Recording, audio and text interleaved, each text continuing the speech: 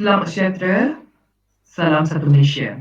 Segala puji-pujian kepada Tuhan kita kerana dengan limpah kurnia dan izinnya dapat kita bersama-sama berjumpa di atas talian pada hari ini. Saya Priscilla Laki Dewados selaku moderator anda pada forum pada hari ini. Baiklah, pada hari ini yang hormati, sebelum kita menelusuri topik perbincangan forum kita pada hari ini, saya menjemput anda semua untuk menyaksikan satu video montaj yang berkaitan di forum kita pada hari ini. Dipersilakan.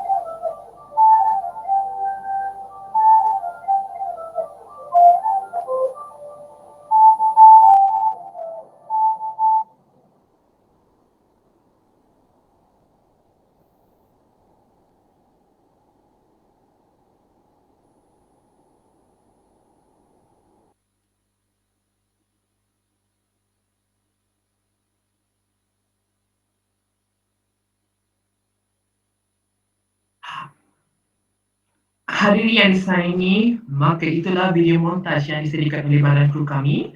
Berdasarkan video yang ditayangkan tersebut, saya rasa anda boleh menekanlah apakah itu tajuk forum kita pada hari ini.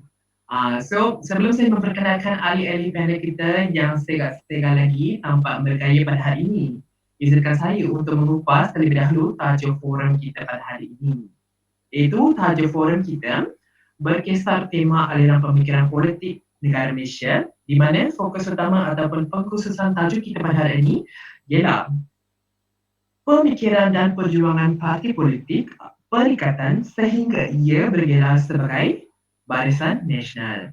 Mesti anda bertanya-tanyalah apakah itu parti perikatan. Mungkin anda seorang yang berminat dalam bidang sejarah atau subjek sejarah, mungkin anda tahu apa itu parti perikatan. Baiklah, tapi kerja saya juga untuk memberi gambaran serba sedikit mengenai parti perikatan tersebut dengan anda semua. Iaitu parti perikatan ini merupakan sebuah parti politik gabungan di mana gabungan pelbagai kaum lah yang terdapat ditubuhkan bersama oleh orang-orang Melayu di bawah kepimpinan Presiden UMNO Tunku Abdul Rahman Putra. Tujuan ataupun motif utama parti politik perikatan ini adalah untuk memperjuangkan kemerdekaan dan juga untuk menghalau ataupun mempertahankan diri mereka daripada penjajah British tersebutlah, di mana orang Cina dan orang Melayu turut menyertai dengan orang Melayu, di mana orang Cina ni boleh dikatakan sebagai MCA, orang India pula MIC. So MIC, MCA, UMNO, tiga-tiga parti politik ini gabung and then jadilah satu parti politik perikatan. Tidak terkecuali juga masyarakat ataupun golongan-golongan yang terdapat di negeri Borneo itu Sabah dan Sarawak. Mereka juga turut menyertai parti politik perikatan ini.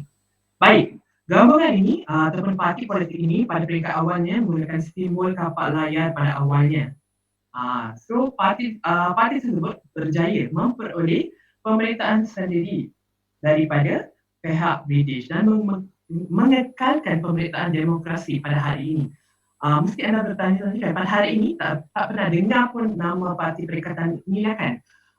Macam ada yang dengar pun parti perikatan nasional. Parti perikatan nasional dengan parti perikatan ini lain ya. Parti perikatan ini ditubuhkan sejak di zaman penjajahan lagi. Parti perikatan nasional itu baru-baru ini je muncul. So jangan confuse-kan.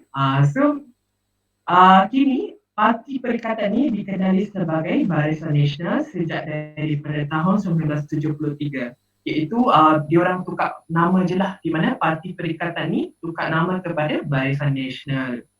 Hampir 60 tahun dah mereka memimpin negara kita. So, saya nak katakan 60 tahun memanglah banyak perjuangan mereka di negara kita. Bukan biasa-biasa ya, 60 tahun diorang memimpin negara kita. Banyak juga diorang kuat pengaruh sangat dengan negara kita ni. Mungkin hal tersebut berlaku disebabkan pendekatan ataupun pemikiran mereka yang diikuti oleh mereka sudah lama lah dalam sistem politik negara kita. Maka untuk mengetahui lebih lanjut tentang tajuk forum kita pada hari ini, tiba masanya kita untuk memperkenalkan ahli-ahli panel kita pada hari ini. Iaitu kita ada 4 ahli panel. Mari kita berkenalan dengan ahli panel pertama, iaitu Cik Nur Zulaikha Wani binti Ebili Zunaidi, selaku pensyarah kanan Fakulti Sastra dan Sains Sosial di universiti yang sangat terkenal ya, iaitu Universiti Malaya, ataupun iaitu pengusutan beliau terhadap sejarah Malaysia. Apa khabar Cik Nur Zulaikha? Sihat? Alhamdulillah, sihat. Ya, syukur. Terima kasih Cik Zulaikha. Ahli panel kedua pula ialah Cik Nihayatul Istiana binti Muhammad Jamil. Beliau berperanan sebagai pensyarah kanan Fakulti Sains Kemanusiaan di Universiti Pendidikan Sultan Idris. Wah, Universiti Pendidikan Sultan Idris merupakan universiti, saya merupakan bekas pelajar dari situ. Mungkin Cik Niha kenal kot saya. Cik Niha, anda sihat pada hari ini? Sihat, Alhamdulillah. Bersedia? Saya bersedia, insyaAllah. Semangat betul ya pada hari ini. Baiklah, tanpa melengahkan masa, mari kita juga berkenalan dengan ahli panel kita yang nampak pendiam tetapi berisi, iaitu Cik Nurul Syafiqah binti Mahdi, iaitu beliau berperanan sebagai pensyarah kanan Fakulti Sains Sosial dan Kemanusiaan di Universiti Malaysia Sarawak. Cik Syafiqah, sihat hari ini? Nampak murung je, kenapa? Alhamdulillah, sihat. Ya, bagus Cik Syafiqah. Orang diam-diam ni kita boleh judge lah. Mungkin dia orang punya isi banyak. Nanti kita tengoklah bagaimana. Okey, ahli panel yang keempat dan comel pada hari ini iaitu Cik Amina Cherry Ana Wilfa. Beliau juga bekerja di Universiti Malaysia Sarawak sebagai pensyarah kanan kajian politik dan pemerintahan. Cik Amina sihat hari ini? Sihat. Baik. Keempat-empat ahli panel kita pada hari ini begitu sihat dan bersemangat untuk menjawab soalan yang akan dikemukakan moderator ya. Okey. Tanpa melengahkan masa, saya mengajukan soalan pertama saya kepada Cik Zulaikha. Cik Zulaikha, bolehkah anda jelaskan latar belakang aliran pemikiran politik yang pernah wujud di negara Malaysia ini? Dipersilakan. Okey, terima kasih diucapkan kepada saudara moderator kita pada hari ini, iaitu saudara Prem Sivanathan. Tidak lupa juga kepada pihak penganjur. Terima kasih kerana sudi menjemput saya untuk menjadi ahli panel pada hari ini. Okey, sebelum itu, suara saya boleh didengar dengan jelas juga kan? Jelas Cik Zulaikha, jelas sangat. Okey, baik. Terima kasih saudara moderator sekali lagi. Baik, jika kita berkata ataupun bercerita tentang latar pemikiran dan perjuangan Parti Perikatan, pasti kita tidak lari daripada menelusuri latar belakang pemikiran yang ada di tanah Melayu pada ketika itu. Baik, kita kembali kepada soalan yang diajukan oleh saudara moderator sebentar tadi. Sebenarnya, aliran pemikiran di tanah Melayu ini mempunyai 3 aliran pemikiran. Yang pertama sekali adalah pemikiran golongan agama, yang kedua adalah pemikiran golongan kiri, dan yang ketiga adalah pemikiran golongan kanan. Baik, tanpa melengahkan masa, kita akan lihat satu persatu bagaimana pemikiran ini sebenarnya. Okey, pertama sekali adalah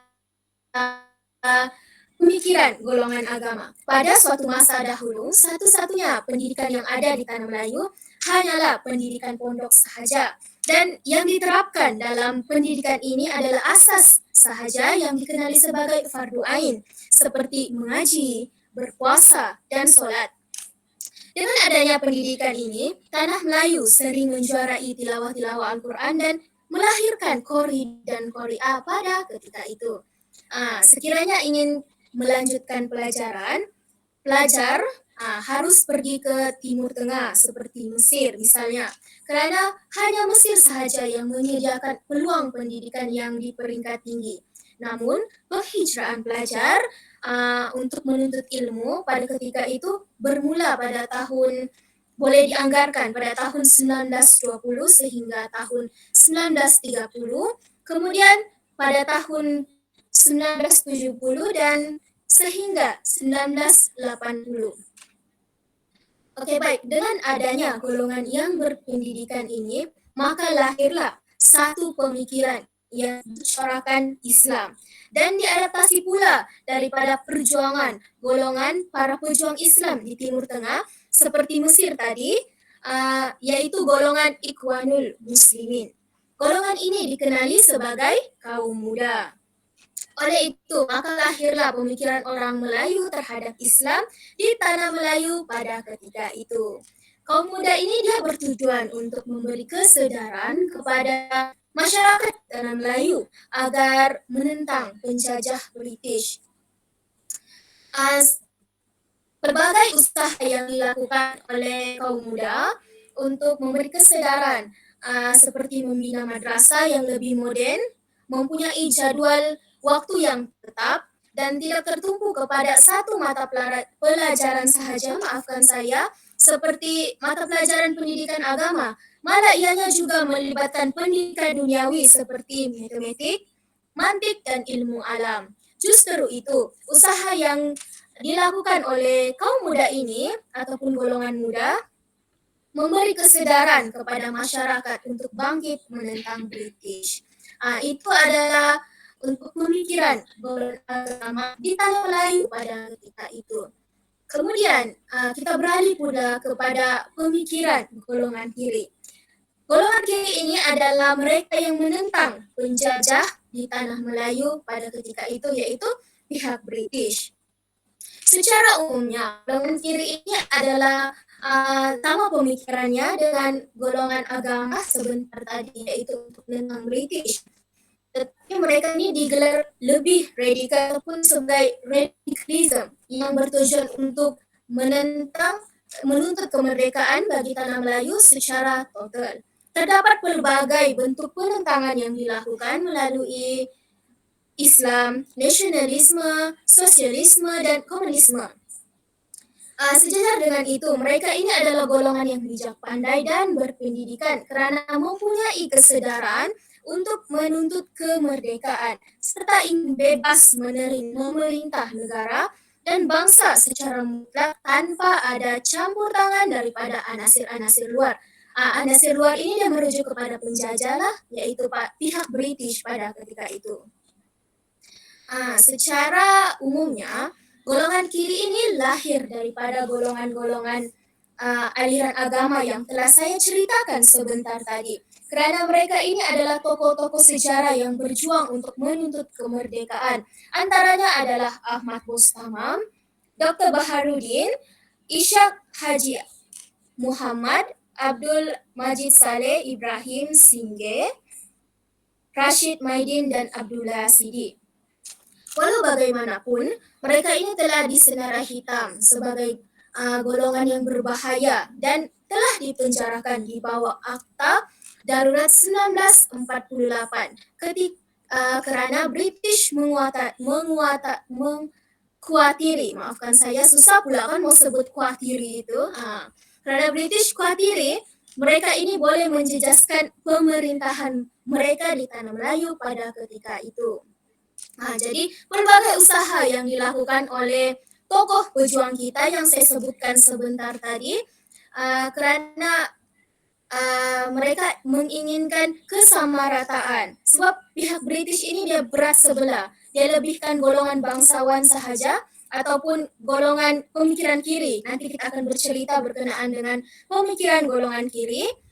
Usaha yang mereka lakukan adalah melalui akhbar, mewujudkan parti-parti politik iaitu Putera, AMCJA dan mencadangkan perlembagaan rakyat yang bertujuan untuk menggantikan Malayan Union, tetapi malangnya usaha ini tidak berjaya. Walaupun menyenaraikan 10 prinsip yang menekankan kesamarataan, kerana kesamarataan ini seumpama mengancam kepentingan golongan bangsawan dan golongan British pada ketika itu. Kerana itulah ianya tidak disetujui dan ditolak oleh golongan British. Oleh itu, maka wujudnya Parti Perikatan di Tanah Melayu hasil daripada kesedaran rakyat akan pelaksanaan jus soli melalui Malayan Union yang dikatakan boleh merendahkan kaum Melayu sekaligus menghapuskan kuasa-kuasa raja pada ketika itu. Okey, seterusnya kita akan bercerita pula dan kita akan beralih kepada pemikiran golongan kanan. Mereka ini adalah golongan yang menyokong dan berpihak kepada British. Mereka ini terdiri daripada anak-anak golongan bangsawan yang diberikan pendidikan oleh British kerana bakal menjadi pengganti British untuk memerintah Tanah Melayu kelak. Itulah yang dijanjikan kepada mereka. Sehubungan dengan itu, golongan kanan ini ianya bercorak pemikirannya lebih kepada menyokong ataupun dikatakan sebagai pro-British kerana mereka diberikan pelbagai keistimewaan dan keselesaan di mana keselesaan ini mampu mengaburi mata mereka. Oleh itu, segala penentangan yang dilakukan oleh golongan kiri dan golongan agama terhadap British juga ditentang oleh golongan kanan ini kerana mereka menyokong British pada ketika itu. Oleh itu, rasanya sudah panjang lebar penjelasan saya berkenaan dengan latar belakang aliran pemikiran di Tanah Melayu. Secara umumnya saya simpulkan ada 3 aliran pemikiran di Tanah Melayu pada ketika itu, iaitu pemikiran golongan agama, pemikiran golongan politik dan pemikiran golongan kanan. Justru itu, tanpa melengahkan masa lagi, saya serahkan kembali forum kita ini kepada saudara moderator majlis. Dipersilakan dan terima kasih. Baik, terima kasih diucapkan kepada Cik Zulaikha atas penerangan yang begitu jelas pada hari ini. Berdasarkan hasil kongsian anda, saya mendapati bahawa terdapat 3 aliran besar politik di negara Malaysia ini, di mana aliran agama, aliran Melayu kiri dan aliran Melayu kanan. Kalau tak silap saya hilang. Aliran Melayu kiri ini, walaupun mereka ini dikatakan sebagai golongan radikal oleh pihak British, tetapi mereka lah yang paling menonjol di zaman penjajahan tersebut. Iaitu selepas saya dengar hasil lontaran kata-kata Cik Zulaikha, saya mendapati bahawa golongan radikal ini macam menonjol sangatlah pada zaman penjajahan British, di mana mereka begitu semangat dalam memperjuangkan hak orang Melayu dalam pentadbiran negara. Dan mereka lah juga pencetus semangat nasionalisme pada zaman kemerdekaan tersebut, pra-merdeka. So sehingga mewujudkan kerjasama politik pelbagai kaum yang berhaluan kiri, iaitu putera AMCJ. Manakala golongan berhaluan kanan pula mendapat sokongan penuh daripada pihak British, tetapi akhirnya mereka juga memperjuangkan kemerdekaan apabila mereka mengetahui bahawa pihak British itu mengambil kesempatan melalui penubuhan Malayan Union.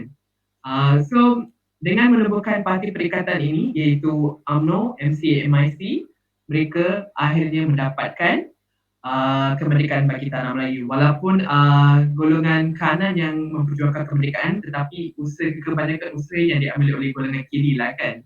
Baik, itulah antara ulasan yang saya boleh buat atas daripada hasil perkongsian Cik Zulaikha. Tanpa melengahkan masa juga, bukan melengahkan masa, membasirkan masa,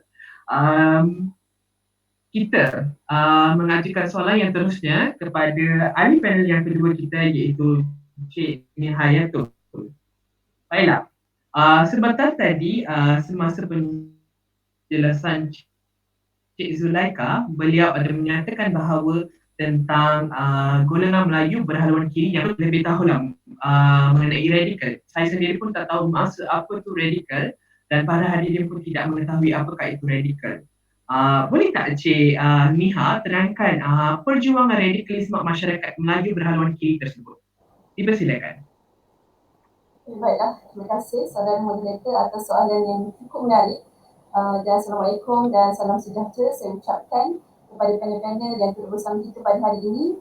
Alhamdulillah sama-sama kita dapat duduk semeja walaupun di atas talian kita menggunakan segala ruang, segala peluang yang ada dan bicara yang ada untuk kita bincangkan satu tajuk yang saya rasakan cukup menarik untuk dibincangkan, iaitu berkenaan dengan pemikiran dan juga perjuangan politik Parti Perikatan Sehingga Barisan Nasional. Okay, baiklah. Pada pandangan saya, sebelum kita pergi lebih mendalam kaitan bagaimana pemikiran dan juga perjuangan politik tersebut, saya rasa alangkah baiknya kalau kita memahami terlebih dahulu sebuah pendekatan politik yang digunakan di tanah Melayu atau Malaysia. Kita lihat daripada perspektif sejarah terlebih dahulu. Pendekatan politik tersebut kita panggil sebagai pendekatan gerakan radikal ataupun lebih khususnya gerakan radikal mendepani aliran pemikiran dan juga politik Malaysia. Jadi kita imbas kembali. Dahulunya dalam suasana Malaysia yang sebelum merdeka yang mana kita lihat begitu kondusif kedudukan penjajah British ketika itu, dan ditambah pula dengan keakraban hubungan mereka dengan elit bangsawan. Maka pada akhirnya muncullah sebuah gerakan yang dengan pendekatan radikal yang mana pendekatan inilah yang berani melanggar penjajah iaitu British. Baiklah, sidang hari ini sekalian, radikalisme ini merupakan sebuah pendekatan politik yang mana dikatakan lebih agresif dalam menentang penindasan, menongkar arus menentang penjajahan dan juga menuntut kemerdekaan. Dan kita lihat dalam suasana penjajah, British yang begitu kondusif ketika itu, mereka menguasai kekayaan dan juga menjalankan gerakan pembaratan di tanah Melayu sehingga munculnya beberapa kumpulan anak muda yang berusaha untuk membangkitkan kesedaran perjuangan menentang penjajah. Dan gerakan kemerdekaan ini mula kedengaran pada awal abad ke-20 di tanah Melayu setelah disuarakan oleh proses pendidikan agama dan juga skill yang mereka lalui. Mereka juga menuntut pembelaan terhadap nasib bangsa Melayu yang mana kebanyakan mereka ini ketinggalan dalam semua aspek kehidupan. Dan justru itu mereka bangkit dan juga menyatakan ketidakadilan pentadbiran British di tanah Melayu. Dan antara itu, kebangkitan inilah yang membuatkan British merasa tergugat dan akhirnya melabelkan kebangkitan rakyat di tanah Melayu ini yang mana didalangi oleh golongan radikal. Itulah yang mana kita sebutkan ataupun kata kunci kita pada malam ini, iaitu golongan radikal. Baiklah, saya pergi kepada kata kunci ataupun keynote saya yang kedua, iaitu unsur radikal. Okey, unsur radikal ini terdapat dalam pelbagai bentuk dan golongan masyarakat. Kalau kita lihat dalam konteks Melayu, radikalisme Melayu ini lebih menggambarkan perjuangan menentang British dan juga menuntut kemerdekaan. Malah, punca dan tempat kewujudan unsur ini berasaskan kepada pelbagai faktor yang menyumbang ke arah itu.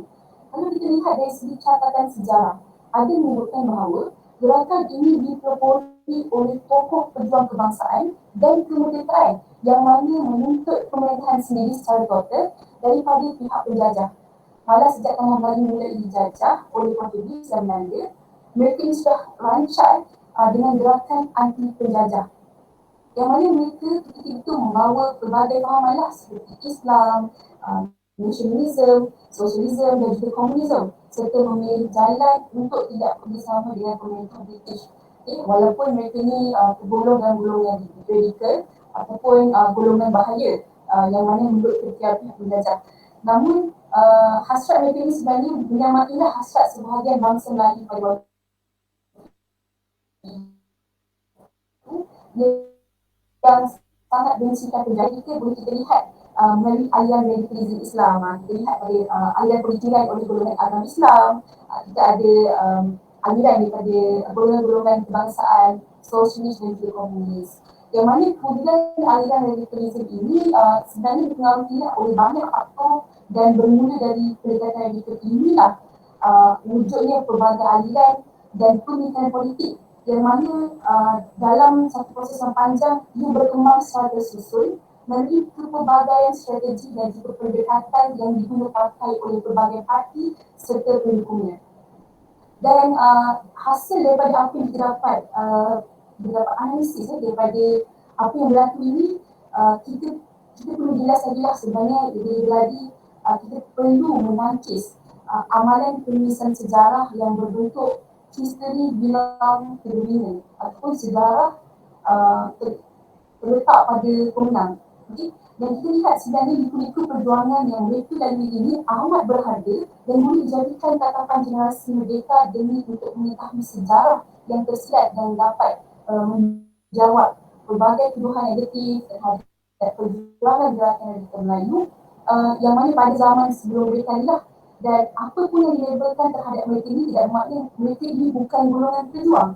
Dan walaupun perjuangan kemerdekaan ini tidak dimenangi oleh golongan moderat, tetapi sejarah tidak dan kita tidak boleh melupakan itu sahaja kerana tanpa golongan radikal ini belum tentu kemerdekaan dalam Melayu dapat dicapai pada tanggal 31 Ogos 1957. Sama ada kita suka atau tidak, golongan radikal inilah yang menjadi penggerak awal perjuangan kemerdekaan dan lain-lain. Kita boleh lihat pesanan Tuan Guru Abdullah Fahim, ahli falak yang bertanggungjawab menetapkan tarikh tamat kemerdekaan tanah Melayu iaitu pada tanggal 31 Ogos 1957. Ketika beliau menetapkan tarikh tersebut, beliau beramanat ingatlah bangsa Melayu selepas tarikh 31 Ogos. Okay? Yang mana sekiranya orang Melayu jatuh lagi selepas ini, percayalah bangsa Melayu tidak akan bangkit lagi sehingga hari kiamat. Kita perlu mengambil tiba dan pesanan yang disebutkan oleh Tuan tadi bahawa dalam menikmati arti sebuah kemerdekaan, setiap rakyat Malaysia itu sendiri harus menghayati perjuangan kemerdekaan yang dilalui oleh para pejuang terdahulu. Betapa peliknya melalui liku-liku sebuah perjuangan. Dan sesungguhnya bangsa Melayu pada ketika itu, kita boleh katakan mereka ini memiliki pelbagai strategi dalam perjuangan menentang penjajah British yang mana ianya dimulakan oleh golongan radikal dan dilengkapkan oleh golongan moderat ataupun golongan aliran pemikiran yang disebutkan oleh panel sebelum ini. Jadi sesungguhnya pengambilan radikal dimulakan oleh penjajah British dan dikekalkan penggunaannya oleh pihak yang memegang tampuk kekuasaan. Namun, keberkesanan berpolitik dalam meniupkan semangat dan menyedarkan rakyat lebih berkesan dengan menggunakan pendekatan radikal. Radikalisme Melayu menepani politik Malaysia. Kita perlu sedar bahawa ianya adalah suatu realiti politik yang sememangnya dipahami oleh semua parti politik di Malaysia. Pendekatan radikal ini sentiasa mendapat tempat dalam generasi muda, sesuai dengan usia dan juga darah muda mereka. Tidak kira parti dan juga ideologi yang mereka miliki, kerana mereka yang memilih politik sebagai jalur perjuangan perlu sedar akan kepentingan politik dan pemerintahan demi masa depan Malaysia yang lebih cemerlang. Ini menunjukkan orang Melayu sentiasa berada dalam kepelbagaian ideologi dan pendekatan politik yang mewarnai senario politik negara. Apapun situasi politik situasi politik itu, parti Melayu akan terus merajui setiap gabungan politik yang terbentuk. Dan inilah yang saya katakan asas politik di Malaysia. Parti politik yang bersandarkan kepada politik perkauman, kita katakan kita boleh lihat sudah semakin besar dan sedikit demi sedikit tidak lagi mendapat tempat dalam kalangan generasi alam baru. Justru itu sidang hari ini yang saya kasih sekalian, kita perlulah belajar dari sejarah kerana sejarah itu berulang. Lihatlah sejarah ketuhanan Melayu dan Kesultanan Melayu yang kini hanya menjadi negara Malaysia. Perlu mengenangkan sejarah Singapura yang suatu masa dahulu milik kita. Dan walaupun kita berada dalam keadaan politik, orang Melayu jangan sesekali kita lupa atau menjadi alat serta boneka kepada mereka yang bijak memanipulasi politik. Hanya mereka yang memahami sejarah sahaja yang akan dikatakan mengenali erti sebuah perjuangan. Jadi hargailah kemerdekaan ini, peliharalah keharmonian dan hindarilah dari perbuatan yang boleh menyebabkan keruntuhan sebuah negara bangsa. Saya rasakan itu sahaja jawapan dari saya atas soalan yang diajukan oleh saudara moderator. Saya serahkan kembali kepada saudara moderator. Terima kasih.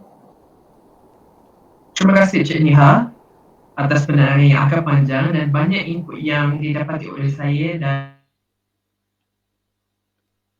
harus kita pada hari ini lah. Menurut penjelasan anda sebentar tadi, saya mendapati bahawa golongan radikal ini boleh dikatakan sebagai golongan agresif, bersifat agresif dalam menuntut kemerdekaan. Kemerdekaan penuh daripada pihak penjajah sehingga pihak British juga macam terasa terancam lah kan, dan kedudukan mereka terbuka. Mereka macam terasa lah kan, sebegitu radikal, begitu agresif diorang punya sifat dalam memperjuangkan kemerdekaan. Begitu semangatkan Cik Nihal golongan radikal ini dalam memperjuangkan hak dan kemerdekaan bagi tanah Melayu. Anda juga menegaskan bahawa kita tidak boleh melupakan perjuangan mereka, sebab mereka lah merupakan orang yang menanamkan benih awal benih semangat nasionalisme di dalam kalangan Melayu dan juga masyarakat di tanah Melayu lah kan. So di sini kita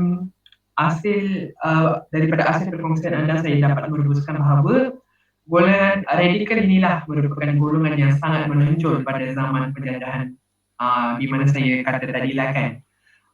Itulah antara ulasan yang saya boleh buat daripada hasil perkongsian anda. Baik.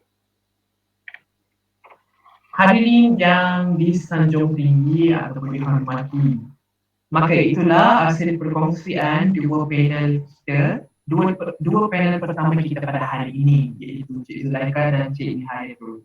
Marilah kita beralih kepada topik perbincangan forum kita pada hari ini. Baiklah, soalan seterusnya akan diajukan kepada ahli panel ketiga kita, iaitu Cik Syafiqah. Cik Syafiqah tidak bersedia ya? Okay, sebelum itu kejap silakan saya untuk selesai.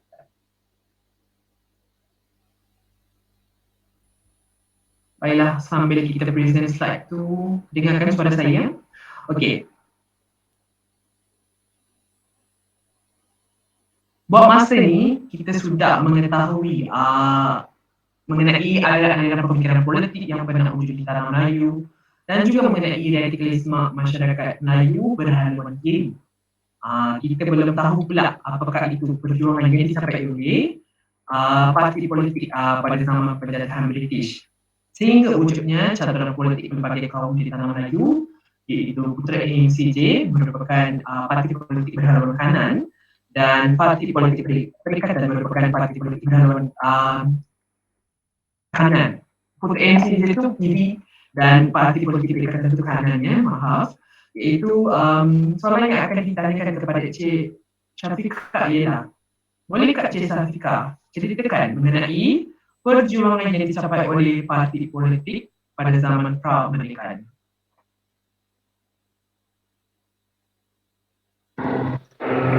Baik, Assalamualaikum dan salam sejahtera. Sebelum itu, suara saya jelas kedengaran? Jelas. Silakan. Okey, terima kasih. Lebih dahulu saya ingin berterima kasih kepada pihak penganjur kerana sudi untuk menjemput saya untuk turut berdiskusi bersama dengan ahli-ahli panel yang cukup bijak dan pandai pada malam ini.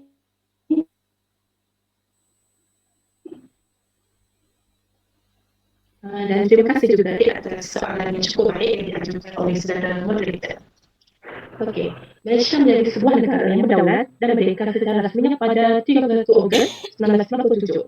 Pada kali ini, Malaysia mencapai kemerdekaan sepenuhnya secara rasmi jangka masa yang cukup pendek tapi cukup panjang. Proses untuk mencapai kemerdekaan ini, seperti saudara dan saudari sedia maklum, bukanlah satu laluan yang mudah yang di dalamnya terdapat banyak kesulitan, usaha-usaha yang tidak pernah menjadi jemu, pengkhianatan dan pelbagai kesengsaraan sehinggalah menemui kenikmatan hidup dalam kemerdekaan yang hakiki. Namun semua ini bermula dari cebisan hati umat manusia yang dahagakan hidup yang bebas, tidak dikongkong oleh penjajah dan semangat nasionalisme yang tinggi. Gerakan untuk memerdekakan tanah Melayu ini bermula lebih lama lagi sejak zaman Kesultanan Melayu ini, sejak zaman Kesultanan Melayu Melaka sehingga ke zaman moden di abad ke-20. Oleh itu, perjuangan parti politik sebelum merdeka hanyalah berpaksikan kepada satu objektif yang sama, iaitu menginginkan kemerdekaan. Terdapat beberapa parti politik sebelum tanah Melayu yang berusaha untuk mencapai kemerdekaan, seperti yang terpampang dalam slide. Yang pertama ialah PKMM, iaitu Parti Melayu Melaya. Yang kedua ialah UMNO, United Malay National Organisation. Dan yang ketiga ialah Parti Perikatan Pelbagai Etnik. Dan akhir sekali, Parti Perikatan Barisan Nasional. Okey, mari kita lihat satu persatu. Yang pertama ialah Parti Melayu Melaya PKMM. Ahmad Bustamam Mukhtaruddin Lasso merupakan presiden bagi PKMM. Ahmad Bustamam yang berfahaman kebangsaan, manakala Mukhtaruddin Lasso pula terdiri daripada kumpulan MPAJA yang berfahaman komunis. Antara perjuangan PKMM untuk menuntut kemerdekaan iaitu dengan mengadakan kongres pertama yang diadakan di Ipoh Perak pada November 1945. Dalam kongres ini, ahli-ahli PKM 11 suara telah bersetuju dengan beberapa usul dan ketetapan, iaitu bersetuju menerima Merdeka sebagai slogan Parti Merah dan Putih sebagai lambang parti dan Indonesia Raya sebagai lagu parti. Kongres juga bersetuju dengan pelantikan Mukhtaruddin Lasso sebagai YDPA, Dr. Burhanuddin Helmi sebagai Naib YDPA, Dahari Ali sebagai Setiausaha Agung, Arsyad Ashari sebagai Bendahari Agung, dan Ahmad Bustamam sebagai ahli jawatan kuasa. PKMM ini merupakan sebuah parti berhaluan kiri, iaitu menentang Inggeris. Oleh itu, mereka telah keluar daripada UMNO yang merupakan berhaluan kanan yang lebih mesra Inggeris. Seterusnya, PKMM ini telah menubuhkan pusat tenaga rakyat, iaitu Putera, iaitu gabungan Parti Radikal Melayu, dan kemudian bergabung pula dengan Majlis Bertindak Semalaya AMCJA seperti yang diberitahu oleh moderator sebentar tadi, yang bertujuan untuk menentang kandungan Perjanjian Persekutuan 1948. Penubuhan Persekutuan Tanah Melayu dan mendapat sambutan pada rakyat pada ketika itu, dan pihak kolonial Inggris telah melabel perjuangan PKM dan parti-parti haluan kiri lain sebagai berbau komunis. Berikutan daripada itu, beberapa orang pemimpin telah ditangkap serta dipenjarakan. Akhirnya pada 18 Jun 1948, darurat telah diisytiharkan. PKM serta beberapa parti anti penjajah yang lain telah diharamkan oleh pihak berkuasa British dengan persetujuan Datuk Onn Jaafar yang dipertua UMNO ketika itu. Seterusnya, United Malay National Organisation iaitu UMNO. UMNO lahir atas kesedarannya dan kehendak perwakilan yang menghadiri Kongres Melayu Semalaya yang pertama pada 1 hingga 4 Mac 1946. Perubahan UMNO pada 11 Mei 1946 telah dapat merealisasikan melalui pengembelingan tenaga usaha bersama, khususnya oleh golongan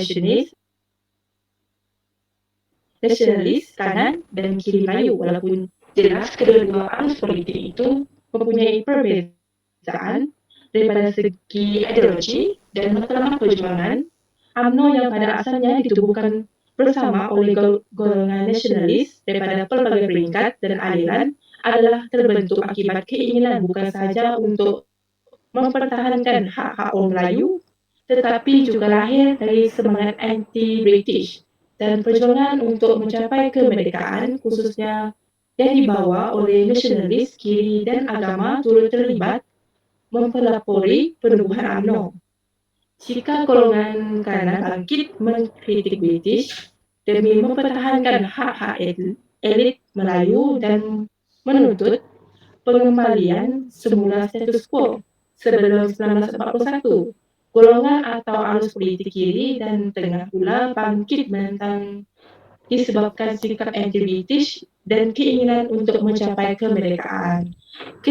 Keadaan ini boleh dikatakan sebagai penonjolan pertama kalinya perpaduan antara dua sifat ideologi politik Melayu yang berbeza di dalam UMNO, yang kemudiannya muncul sebagai satu wadah perjuangan nasionalisme setanah Melayu yang terbentuk secara bersatu. Namun, akibat mainan politik British, perpaduan nasionalis itu dapat dipecahkan. Kerjasama serta hubungan rapat yang terjalin antara golongan elit konservatif Melayu dengan British mendorong golongan nasionalis kiri Melayu dan UMNO ditekan dan disisihkan, dan akhirnya terpaksa terkeluar daripada perjuangan UMNO. Terdapat beberapa sumbangan UMNO sebelum merdeka, antaranya ialah membangkang Perubahan Melayu Union.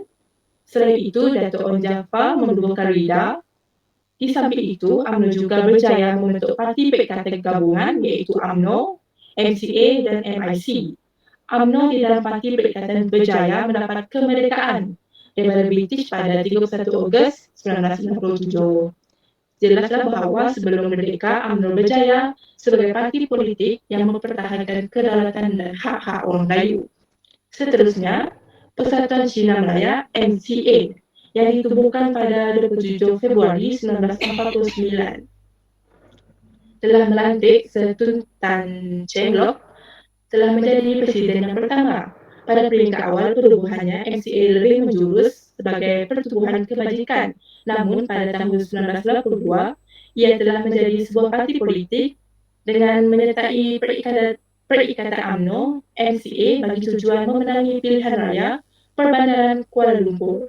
Kerjasama tersebut telah menerima sokongan kuat dan memenangi 94 daripada 124 kursi yang ditandingi. Keputusan ini telah membina asas kepada pergabungan tiga parti yang dinamakan Parti Perikatan yang akan ditubuh pada masa depan. Perikutan pada permufakatan ini ianya telah membawa kepada kerjasama dalam perjuangan untuk memperolehi kemerdekaan negara pada 31 Ogos 1997. Selain itu, parti pelbagai etnik iaitu Parti Perikatan ialah sebuah parti politik Malaysia yang dimulakan oleh orang Melayu yang bersatu di bawah Presiden UMNO Tunku Abdul Rahman Putra untuk satu tujuan iaitu berjuang bagi mendapat kemerdekaan dan kebebasan daripada penjajah British untuk tanah Melayu. Kaum Cina dan India bergabung dengan orang Melayu untuk tujuan yang sama. Gabungan parti itu menggunakan lambang kapal raya. Parti Perikatan kemudian bertukar kepada Barisan Nasional yang juga sebuah parti politik terdiri daripada pelbagai kaum, agama, budaya yang kuat, berjaya dan mempunyai matlamat yang kukuh dan tersendiri. Akhir sekali iaitu Parti Perikatan Barisan Nasional, sebuah lagi parti politik besar yang ditubuhkan hasil gabungan dua parti politik pada awalnya iaitu UMNO dan MCA. Parti Perikatan memulakan eksperimen gabungan mereka dalam pilihan raya Majlis Bandaraya Kuala Lumpur. Dalam pilihan raya ini, Parti Perikatan memperolehi kemenangan yang besar. Pada pilihan raya pertama bagi tanah Melayu, tiga parti terbesar yang mewakili kaum Melayu, Cina dan India iaitu UMNO, MCA dan MIC telah bersepakat untuk bergabung. Hasilnya, kemenangan besar diperoleh dengan mengetepikan parti politik lain.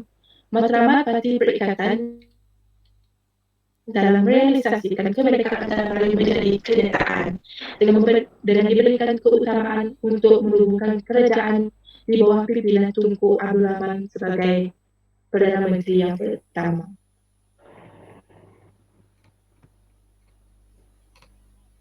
Okey, oleh itu, berdasarkan empat parti politik yang berjuang sebelum kemerdekaan ini, 3 daripada 4 parti tersebut merupakan golongan pemikiran kanan seperti yang dinyatakan oleh Saudari Zulaikha Wani pada awal tadi. Parti politik di Malaysia adalah majoritinya adalah golongan pemikiran kanan. Sekian itu sahaja daripada saya. Diharapkan dapat menjawab soalan yang diajukan oleh saudara moderator dan para penonton yang menonton webinar ini. Terima kasih. Terima kasih kepada Cik Syafiqah. Saya rasa anda telah menjawab persoalan saya dengan begitu tepat.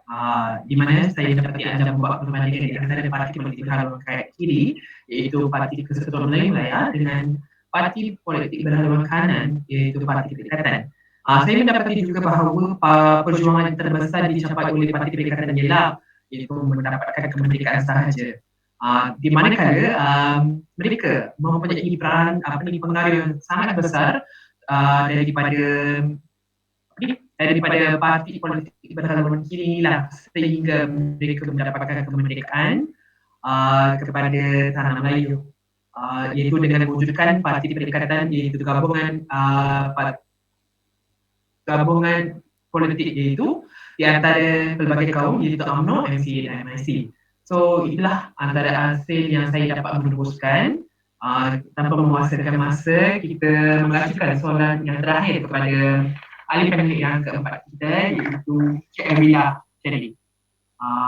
Soalan berbunyi, bolehkah Cik Avila menerangkan perjuangan parti politik selepas kemerdekaan?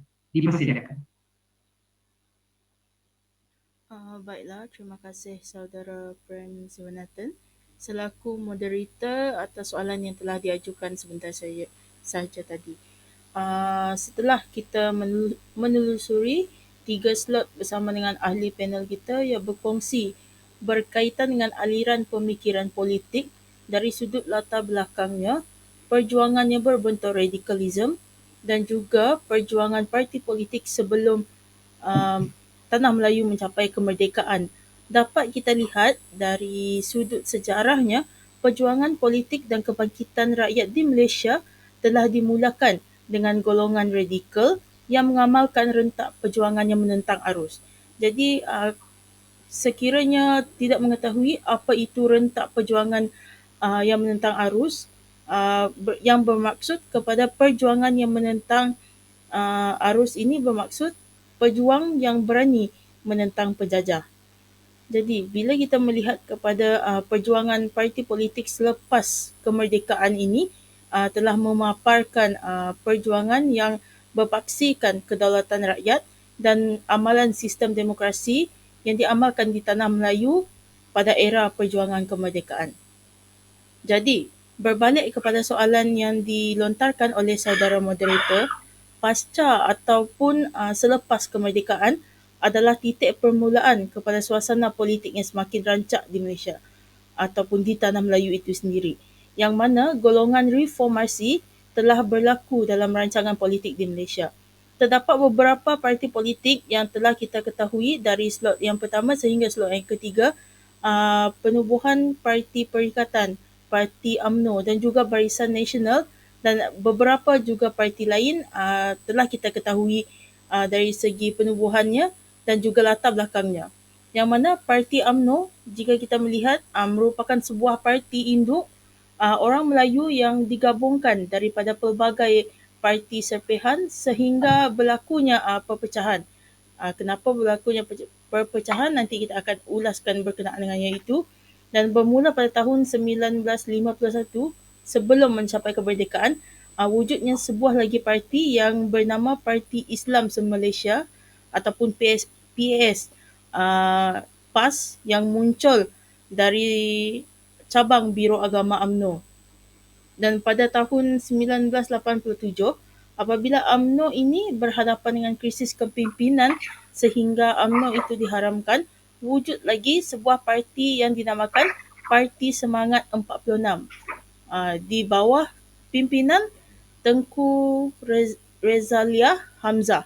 Dan pada ketika itu, wujudnya konspirasi politik yang melibatkan Datuk Seri Anwar Ibrahim sehingga dipecat dari jawatan Timbalan Perdana Menteri dan juga sebagai Timbalan Presiden UMNO.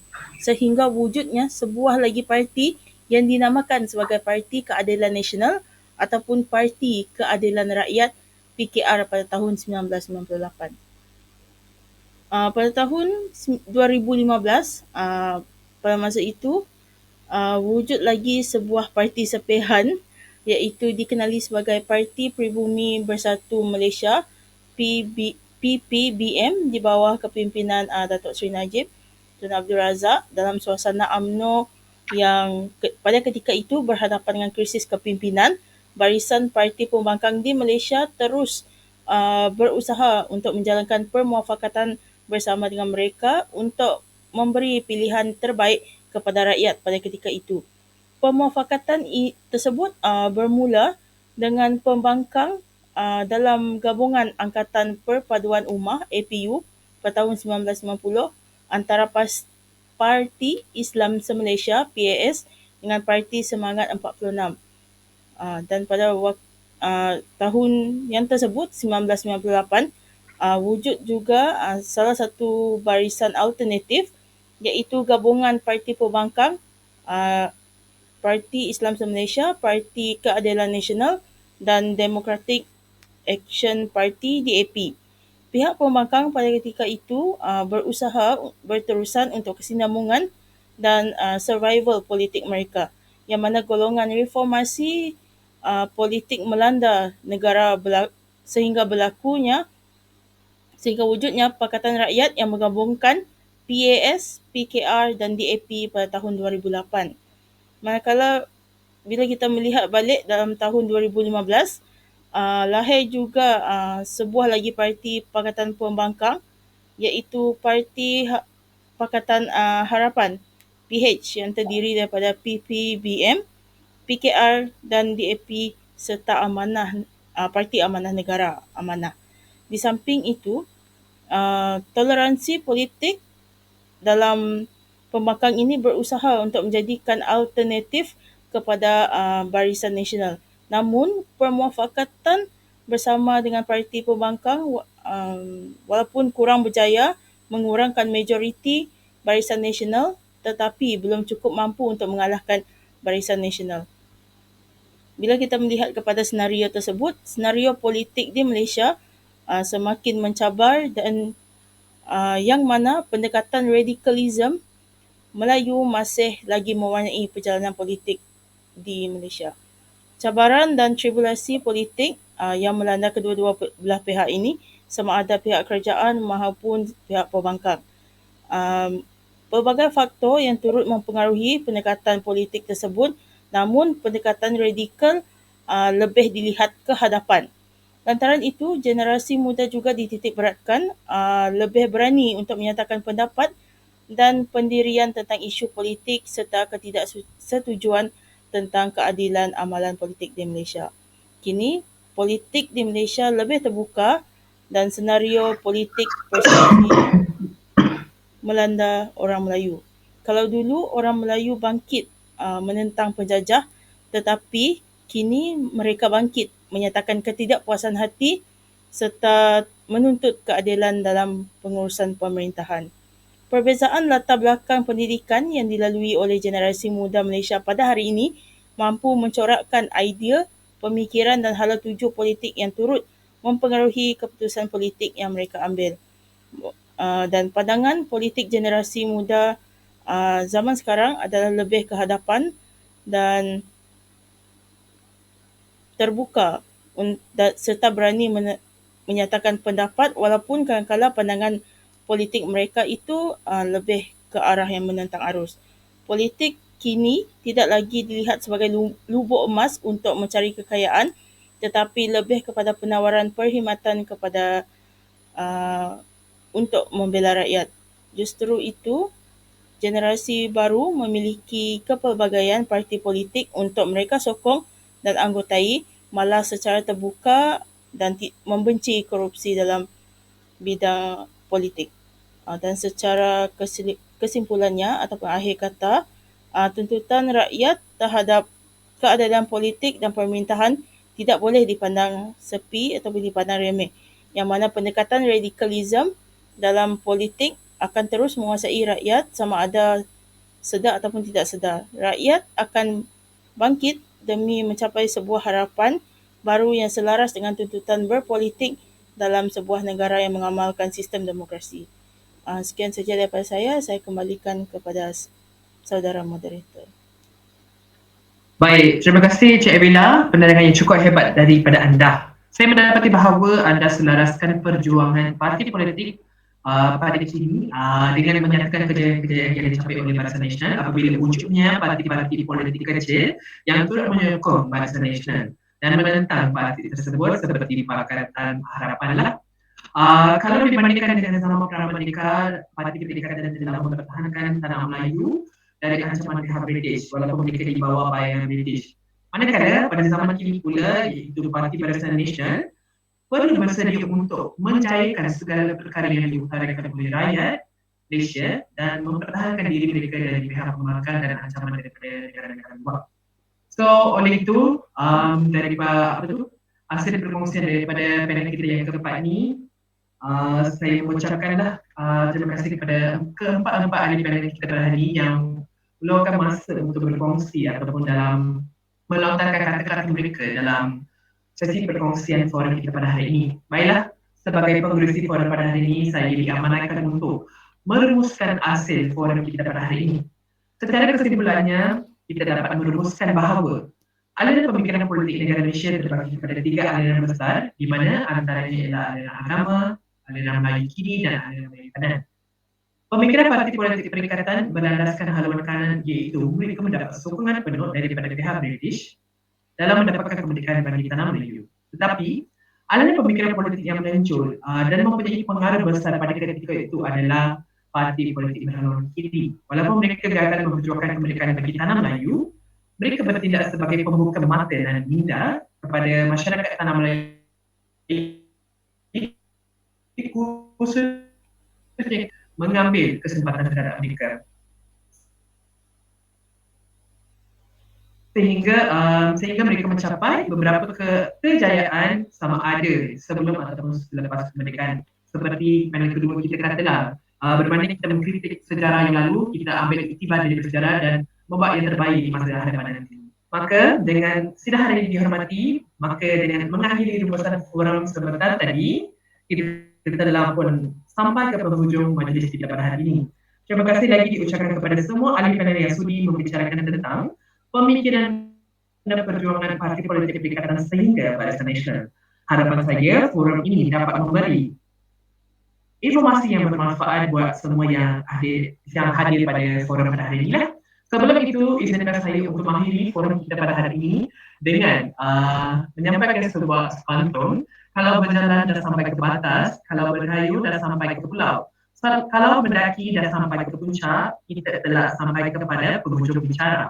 Entak sirih salah sarung, entak kata salah tutur, entak maksud salah sampai, terimalah salam-salam bersantun. Dengan ini saya sebagai pengurusi forum mewakili ahli-ahli panel mengucapkan ribuan terima kasih kepada para hadirin. Karena kebebasan waktu, saya mohon mengakhiri bicara ini, selanjutnya mohon mengundur diri. Sekian, terima kasih, jumpa lagi.